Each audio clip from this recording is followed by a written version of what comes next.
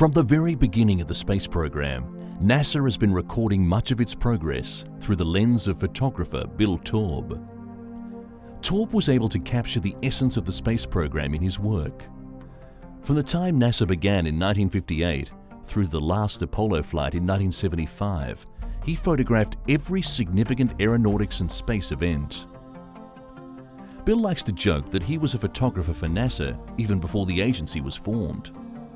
In the 1940s and 50s, he worked as a wind tunnel photographer with the National Advisory Committee for Aeronautics, NACA, in Langley, Virginia.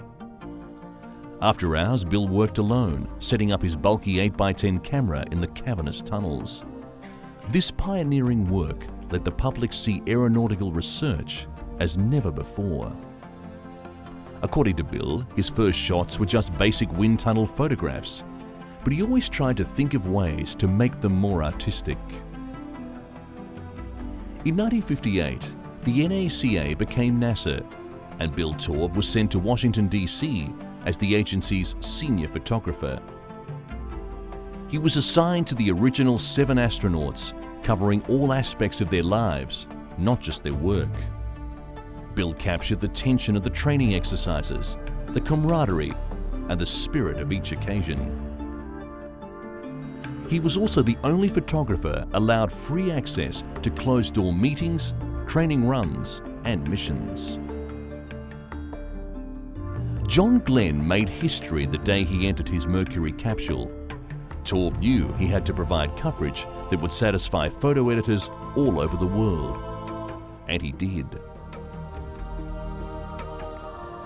During his career, he received many awards, among them Photograph of the Year for coverage of Gordon Cooper's flight in 1963.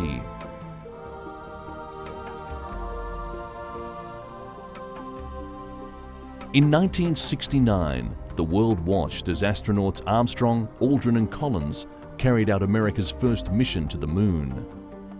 They became instant celebrities. After their return, they visited 24 countries and 27 cities in 45 days. For Bill, covering this world tour was a special highlight. Bill grew up in an era where travel by rail was everything, and landing on the moon was only a wild dream. While he's not tinkering with his train collection, Bill enjoys leafing through some very special books, each page a memory, a glimpse of history in NASA's photo album, which he helped to create.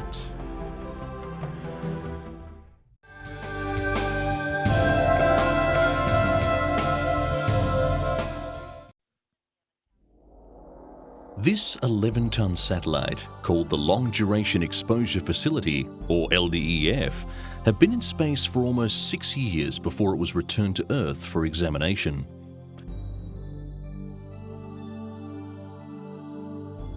After delivery to the Kennedy Space Center and several months of close inspection, its 57 external experiments were shipped to scientists around the globe. The effects of long-term exposure to space can be seen in this materials and coating experiment.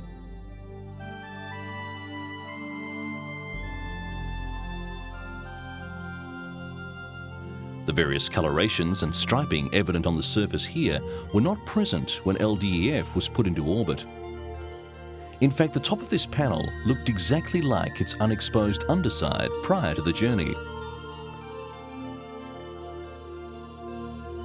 The goal is to determine the significance of these changes so that future spacecraft and structures can be built with the best possible materials.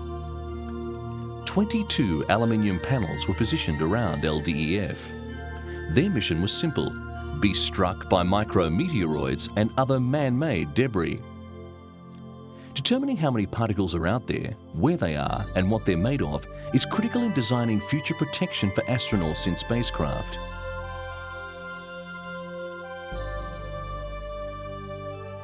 Research scientists discovered that a thermal control paint used almost universally on spacecraft could contaminate optical materials.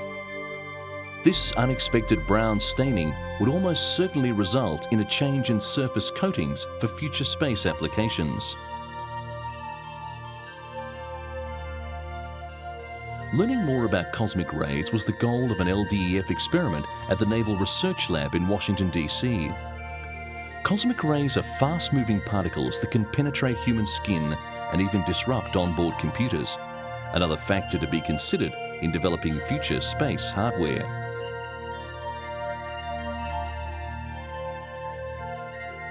More than 12 million tomato seeds were also carried on LDEF. They were distributed to students of all ages around the US. The majority of the plants eventually produced normal fruit. In addition to providing valuable information about the effects of space on living matter, the SEEDS project was designed to excite young people about science. The long-duration exposure facility further extended our knowledge and capabilities in space.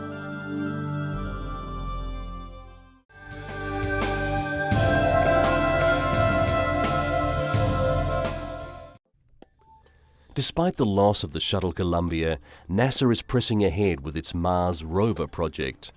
2 rovers were launched in one of the agency's most ambitious undertakings. The cost for the rovers, the launch, and the analysis of the information they gather is about $800 million. NASA believes the information gathered by the rovers will enhance our knowledge of the red planet and of Earth. NASA built 2 rovers to explore the surface of Mars, and they were launched separately around Delta rockets. The launches took place in 2003 for arrival in January of 2004. With 2 rovers, NASA hopes it can increase the amount of information it can gather while being prepared if one of the rovers is damaged or destroyed.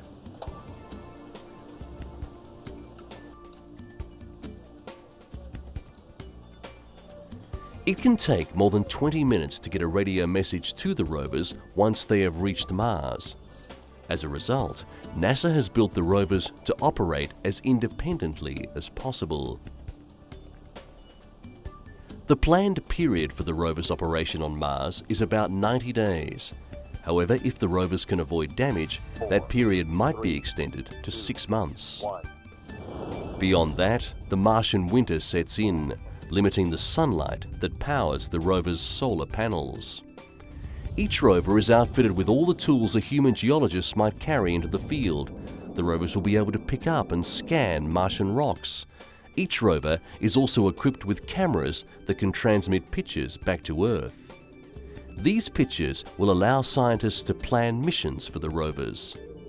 Meanwhile, NASA is still reeling from the destruction of the Shuttle Columbia. Many scientists at JPL feel the Mars rover project is their way of honoring the Columbia crew's sacrifice.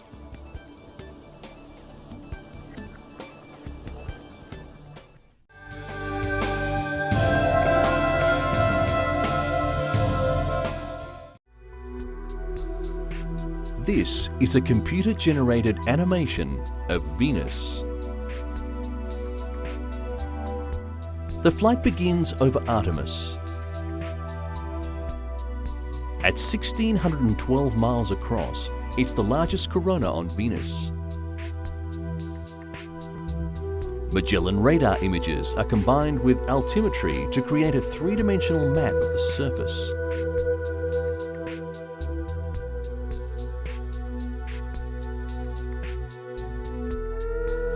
Simulated color and radar clinometry are used to enhance the small-scale structure of the surface features.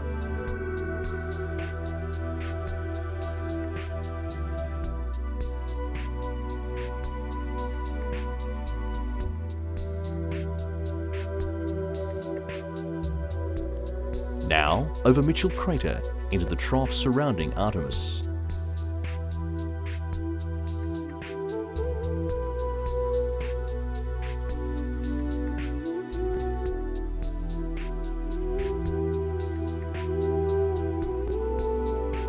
Then to Diana and Dali chasms.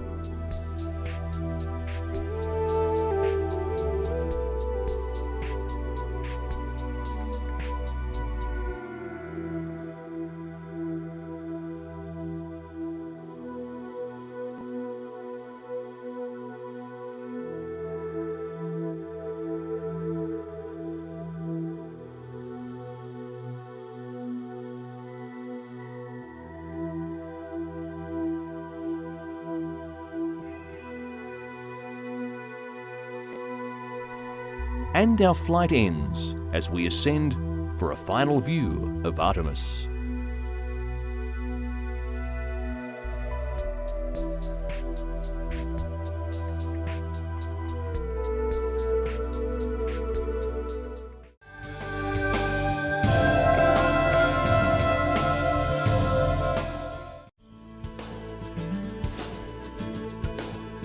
This was America's first spacewalk in 9 years.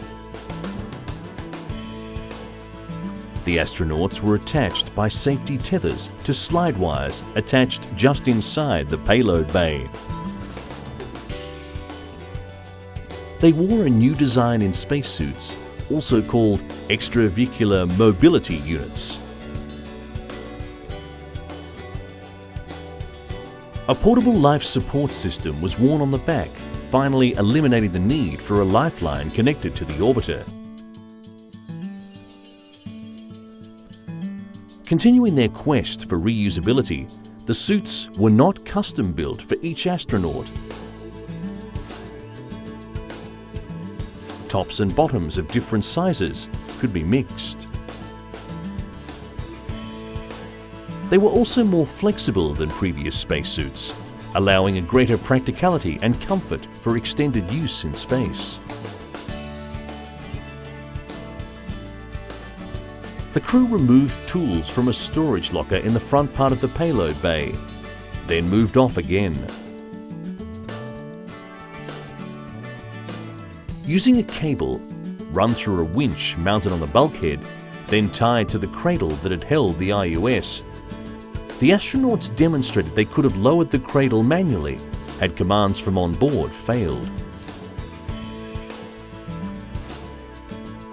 Winch operations were tested on the front bulkhead using an exogeny as a load. This was to test how many pounds the winch and line could handle, and was part of NASA's investigations into the capacities of the shuttle fleet during operation.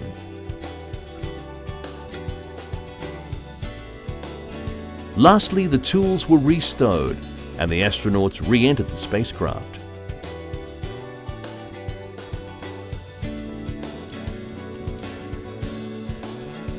Perhaps the most visually spectacular mission since the Apollo missions to the Moon. Challenger's shuttle flight gave us the first live view of the orbiter in action in space.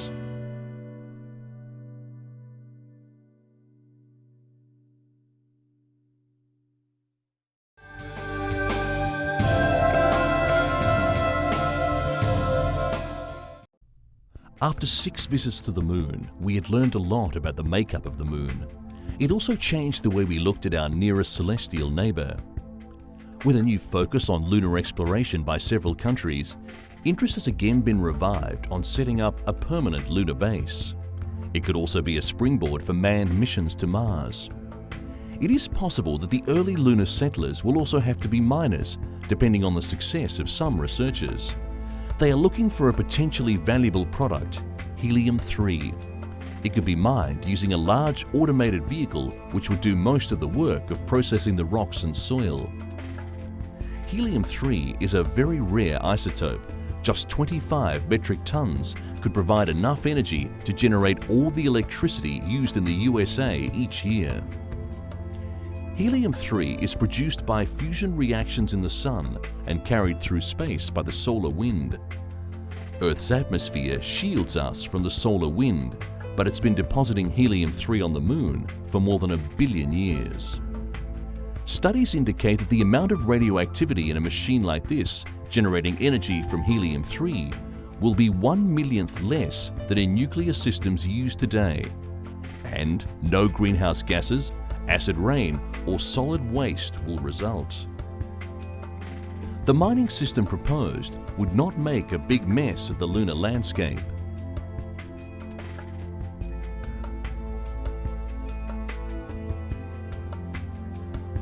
Once helium-3 has been boiled off, the untainted rocks and soil are returned to the surface, leaving it essentially unblemished.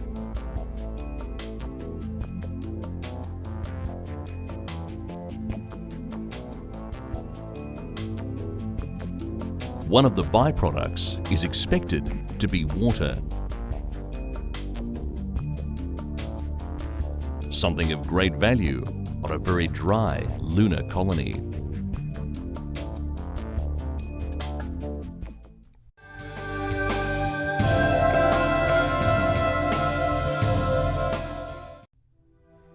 German archaeologists are celebrating a fascinating discovery which shows the communities as early as 5000 BC were plotting the movements of the sun.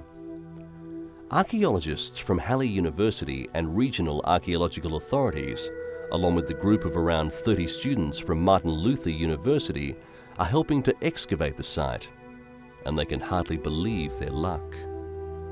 The archaeologists are able to date fairly precisely the origins of the observatory and cites other more famous monuments as descendants of the Gossec construction. Although there are many other so-called circular monuments throughout Europe, the site at Gossec is of incomparable historical importance. The others, though similar, are nowhere near as ancient. The most famous of them, the British tourist attraction Stonehenge, a massive 20-metre high menhirs, is 2,000 to 3,000 years younger.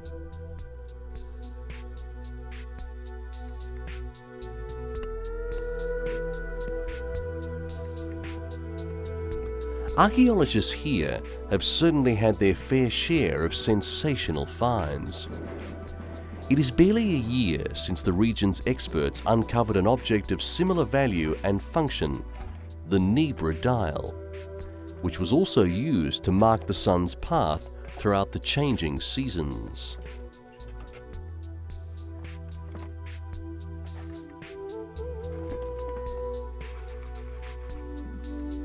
They are sure that there is a close link between the two discoveries, not only because the dial was found just 25 kilometers away. There seems to be a definite connection, as the markings on the dial are those which appear Gossec construction 3,000 years earlier. The markings are the horizontal lines on the dial which make clear the sun's winter and summer paths.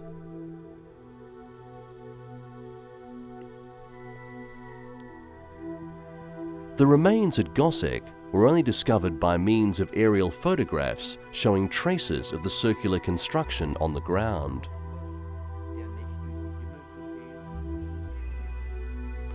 Archaeologists expect the German site to take approximately 5 years to be completely restored.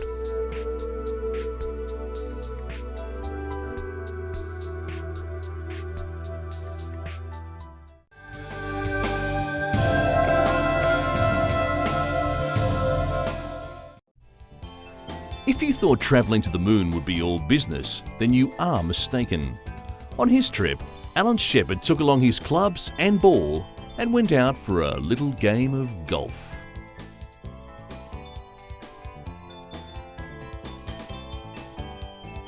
Just watch that swing, see his style, and note the exclusive uniform which has to be worn at all times when playing here. His game wasn't too bad when you consider this is a 5,500-yard fairway and a par 19.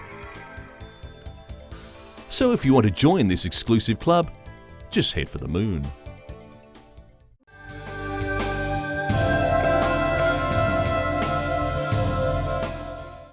Whether it's a full-scale mock-up of the shuttle used by astronauts for training or a display model of a futuristic lunar transportation system, a small group of craftsmen at NASA's Space Center has probably had a hand in its construction.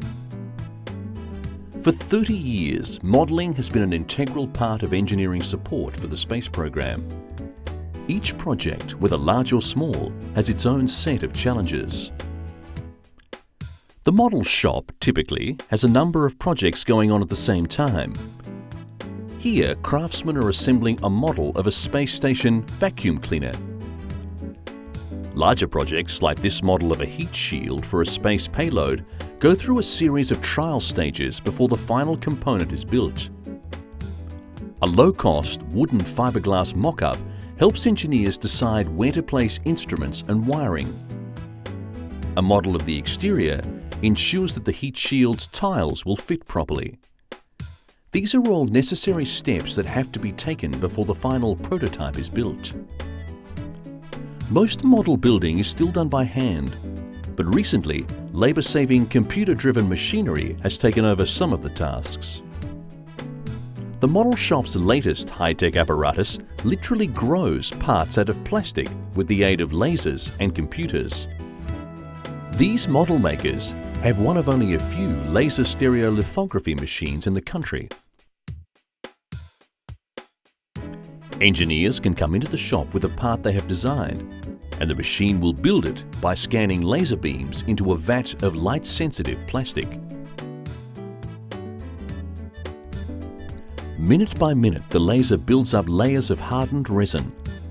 A part that might have taken a week to machine can be completed overnight.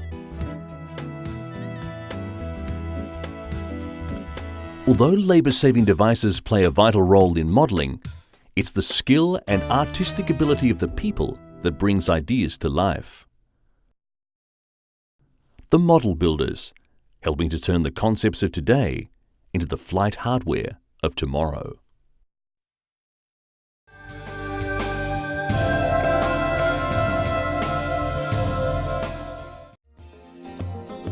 This story takes us to the edge of space. Using balloons and rockets, astronomers have successfully launched several telescopes above the distorting effects of the atmosphere. To explore deep space, NASA has had great success with robotic probes like Voyager that have observed and sent back images of the solar system. Hubble can see objects near the edge of the known universe with 10 times finer detail than they could be seen from the ground.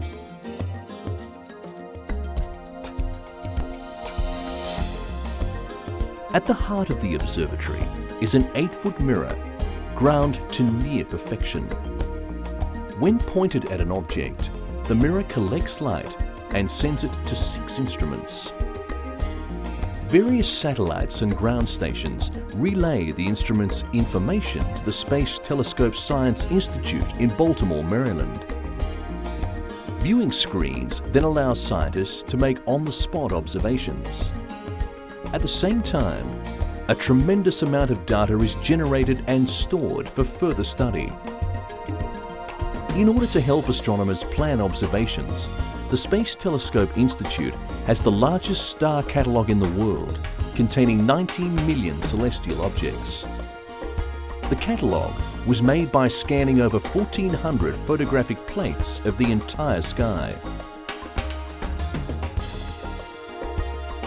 The Hubble telescope allows us to see star systems and planets, but in particular, it's designed to look out into deep space and study deep space astrophysics, to look into a realm that until now we've not been able to study well.